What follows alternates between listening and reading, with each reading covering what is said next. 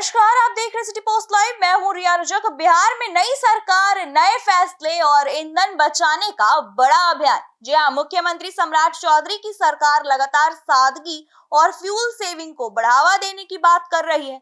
लेकिन आज पटना में हुए एक सरकारी कार्यक्रम में ऐसा क्या हुआ कि मंत्री मौजूद रहे मगर विभाग के सबसे बड़े अधिकारी यानी सेक्रेटरी साहब ही गायब रहे। अब इनको लेकर के सत्ता के गलियारों में कई सवाल उठ रहे हैं, कई चर्चाएं निकल रही हैं बाहर।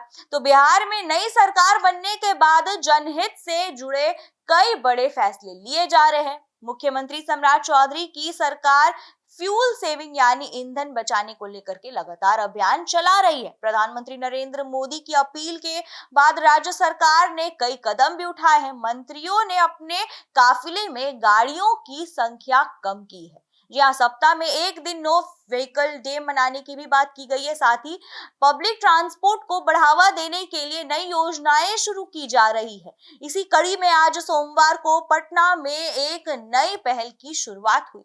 इस योजना के तहत सरकारी कर्मचारियों को पब्लिक ट्रांसपोर्ट के जरिए सचिवालय लाने और वापस पहुंचाने की व्यवस्था शुरू की गई। इस कार्यक्रम की तैयारी पिछले 2 दिनों से चल रही थी। मीडिया को भी पहले से ही जानकारी दे दी गई थी। सुबह करीब 10 बजे मंत्री जी अपने आवास के बाहर आयोजित कार्यक्रम में पहुंचे। वहां विभाग के एडिशनल सेक्रेटरी, एडमिनिस्ट्रेटर और दूसरे अधिकारी मौजूद थे। लेकिन सबसे ज्यादा चर्चा जिस बात की हुई वो थी विभाग के सेक्रेटरी साहब की गैर हाजिरी। जी हाँ, सरकार व्यवस्था में मंत्री के बाद सेक्रेटरी को विभाग का सबसे बड़ा अधिकारी माना जाता है। ऐसे में सवाल उठने लगे कि आखिर विभागीय कार्यक्रम में सेक्रेटरी साहब क्यों नहीं पहुंचे? क्या वो पटना से बाहर थे? क्या किसी दूसरे काम में व्यस्त थे या फिर यह सिर्फ एक साधारण अनुपस्थिति थी?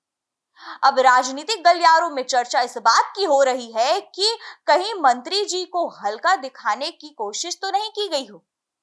हालांकि सरकार या फिर विभाग के तरफ से अभी तक सेक्रेटरी की गैर हाजिरी पर कोई आधिकारिक बयान सामने नहीं आया है। नई सरकार सादगी, फ्यूल सेविंग और पब्लिक ट्रांसपोर्ट को बढ़ावा देने की बात कर रही है, लेकिन सरकारी कार्यक्रम में बड़े अधिकारियों की गैर हाजिरी अब सवाल खड़े कर रही है। क्या यह सिर्फ संयोग था या फिर इसके पीछे कोई और वजह? फिलहाल चर्चा तेज है और सबकी नजर अब सरकार के अगले जवाब पर टिकी हुई है। जैसे ही कोई भी जवाब आता है हम सबसे पहले आप तक पहुंचाएंगे। तो आप देखते रहिए सिटी पोस्ट लाइव। तब तक के लिए धन्यवाद।